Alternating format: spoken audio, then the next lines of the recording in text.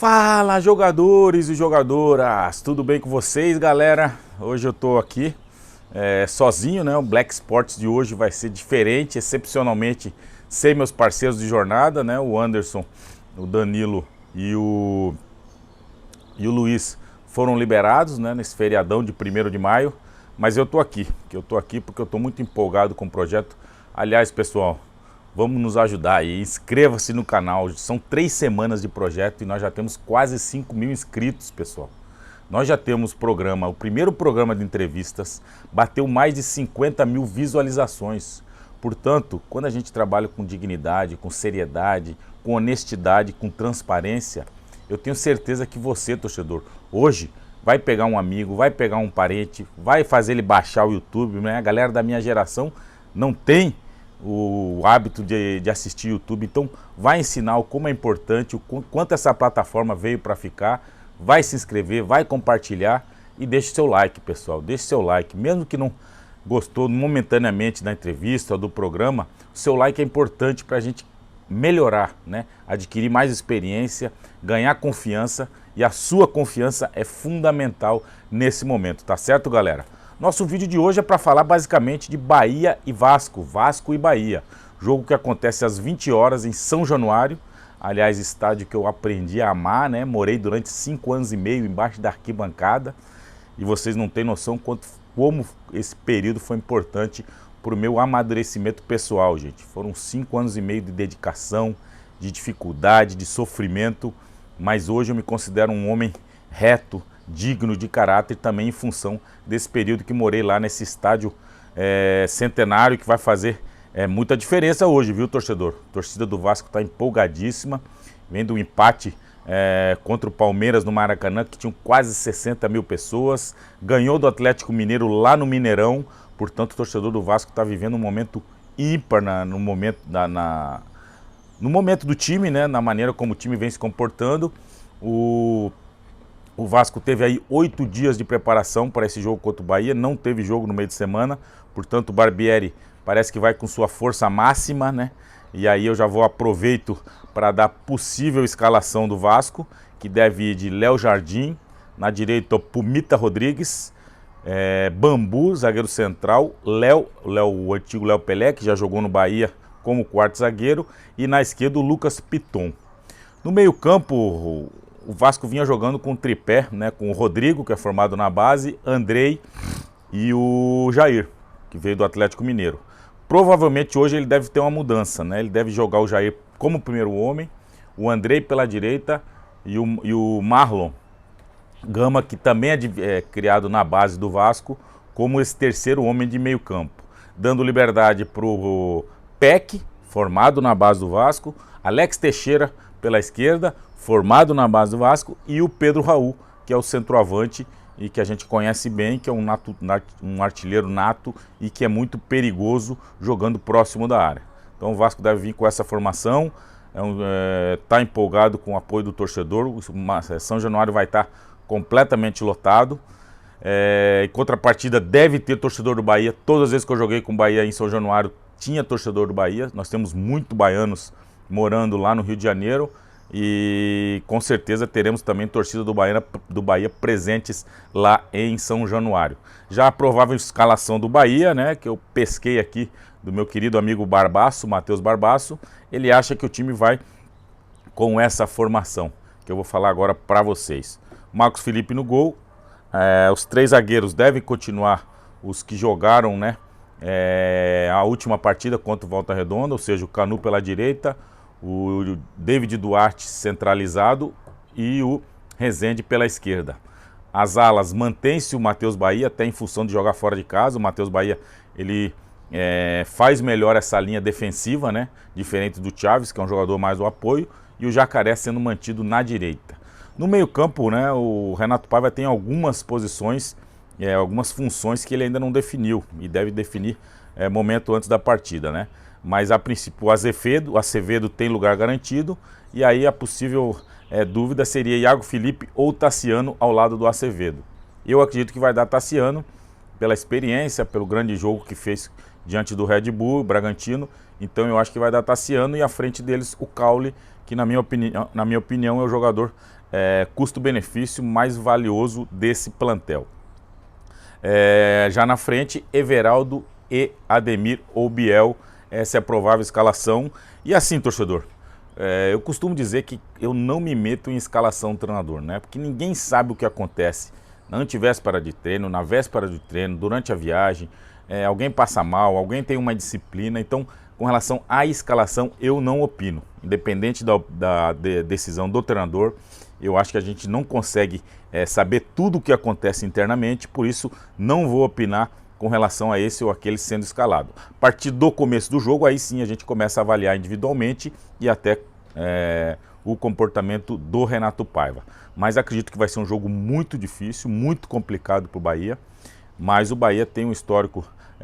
Eu ganhei lá em 2001, ganhamos de 1 a 0, gol do Marcos Vinícius, então portanto sei como é essa experiência maravilhosa de jogar em São Januário lotado e conseguir ganhar lá. E acho que o Bahia também tem condições, né? O Bahia demonstrou, principalmente no jogo do Bragantino, que é um time de transição rápida.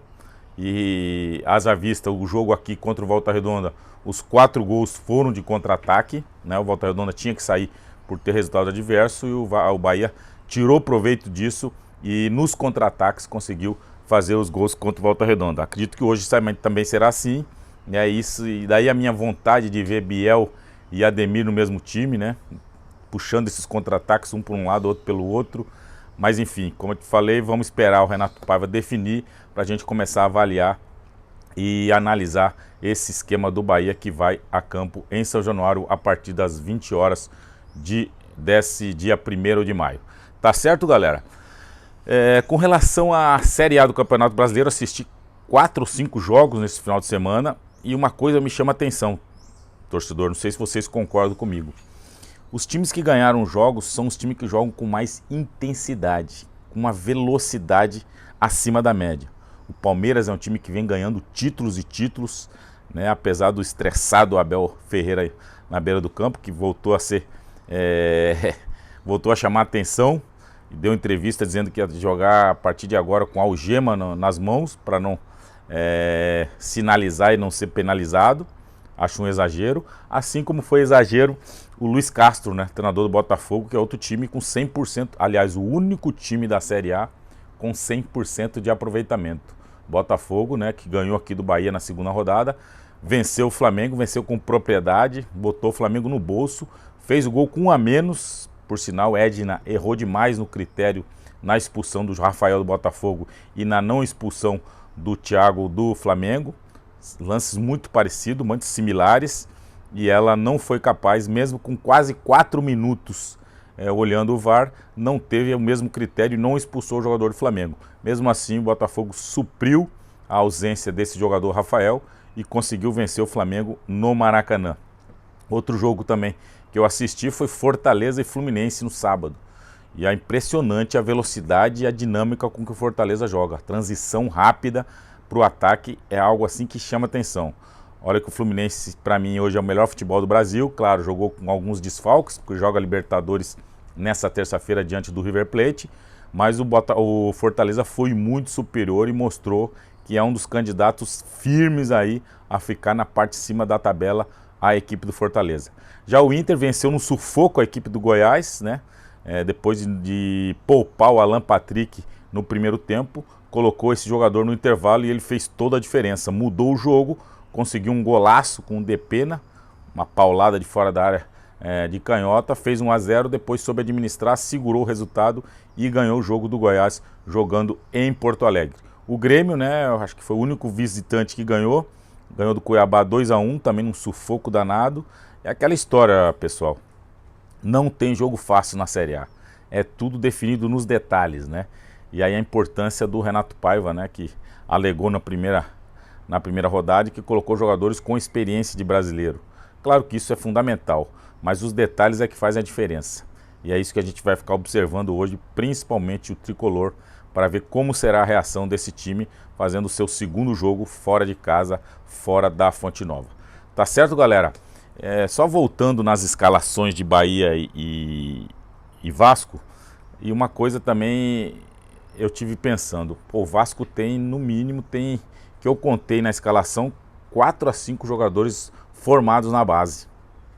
E vocês sabem o quanto eu falo a importância de ter jogador da base. O Bahia não tem nenhum. E pasmem, torcedor, nem na escalação principal, nem na reserva. O Bahia hoje tem um jogador que é patrimônio do clube, que é valorizado, que é o André Dominique, convocado para o Mundial Sub-20 e que não tem chances. Não joga, não fica no banco, às vezes nem no banco fica, enfim. Mas é só para mostrar que o caminho, né, caminho que é feito hoje pelo Bahia tem que ser modificado com relação a isso, gente. Nós temos que dar importância à divisão de base. Não dá para abrir mão nesse momento da divisão de base. Os clubes diferentes de Corinthians e Flamengo, que são os que arrecadam bilhões, tem que ter divisão de base, tem que ter patrimônio, tem que ter moeda de troca, tem que ter moeda para fazer dinheiro. E o Bahia, infelizmente, não tem. Eu acho que dos 23 relacionados hoje, o André Dominique é o único criado na base. Não tem mais nenhum. Então, assim, é um negócio para se pensar, para se cobrar, você torcedor, sócio, tem que cobrar. Né? Eu tive a oportunidade de assistir um pouco da assembleia no sábado e, claro, é aquilo que a gente já imaginava, né? Muita coisa feita como eles querem, da maneira que eles querem, sem confronto, sem perguntas muito pertinentes, tudo meio que armado ali, já sabendo o que vai responder, já sabendo o que se vai perguntar. Então é essa coisa que nós aqui do canal do Black vamos ficar em cima. Nós queremos uma divisão de base forte, não só de Bahia, como também de Vitória. E eu não vou sossegar enquanto esses dois times não tiverem essas bases fortes, trazendo para o profissional jogadores de qualidade para suprir uma necessidade eventual desses times, do profissional. Tá certo, galera? Acho que por hora é isso. O Vitória volta a campo contra o Botafogo de Ribeirão Preto na sexta-feira, jogando lá em Ribeirão. Jogo dificílimo. Aliás, a Série B são 4 times que mantêm 100% do aproveitamento e um deles é o Botafogo de Ribeirão. Portanto, uma tarefa nada fácil para o Rubro Negro, que deu show jogando em casa na sexta-feira. Atropelou Londrina, em 17 minutos já estava 2 a 0. 2 a 0 para o Vitória. Parabéns, torcedor do Vitória, que foi ao Barradão. Quase 25 mil pessoas no Barradão. Parabéns, Anderson Matos, querido Anderson Matos, que já bateu 40 mil inscritos no canal do Dinâmico. Como é bom ver teu sucesso, amigo. Você merece muito, tá certo? Então, Vitória começa a preparação para enfrentar na sexta-feira o Botafogo. Torcedor do Vitória empolgadíssimo, feliz da vida. E como é bom, né? Torcida e time nessa sintonia. A gente sabe o quão importante Bahia e Vitória tem quando o torcedor está do lado, quanto é importante quando o torcedor está do lado, está apoiando, está incentivando. E é esse trabalho que a gente faz aqui, para ter essa sintonia, essa sinergia, torcida e time, para que o futebol da Bahia cresça, os patrocinadores venham para dentro dos clubes, automaticamente venham também para aqueles colaboradores, e eu me sinto um colaborador do futebol baiano, então não vou me cansar de falar o que eu penso, de falar a verdade, e pedir a você, torcedor, que se inscreva no canal, vai lá, baixa o aplicativo, só clicar lá, não cobra nada, não paga nada, dá seu likezinho, compartilha com os amigos. Isso é muito importante para nós aqui, que fizemos um canal independente. Como é bom ser independente, vocês sabem disso. Na nossa vida é bom, na nossa vida pessoal e na nossa vida profissional. Tá certo, galera? Black Sports de hoje vai ficando por aqui. Agradeço a todos vocês que estão acompanhando o canal. Já somos quase 5 mil inscritos e olha que é um projeto que só está iniciando. Como eu estou feliz, mais de 50 mil visualizações. O primeiro programa de entrevistas. Então, assim, é um caminho que já vi que não vai ter volta. Estou empolgado, estou querendo, estou feliz e estou independente. Essa para mim é a melhor palavra que eu podia usar para me manter vivo aqui nesse canal. Tá bom? Um agradecimento especial Casa Grande Conveniências e Combustíveis, a Amistel, né, o meu querido amigo Marcel, que nos mantém aqui vivo também, nos dando um suporte.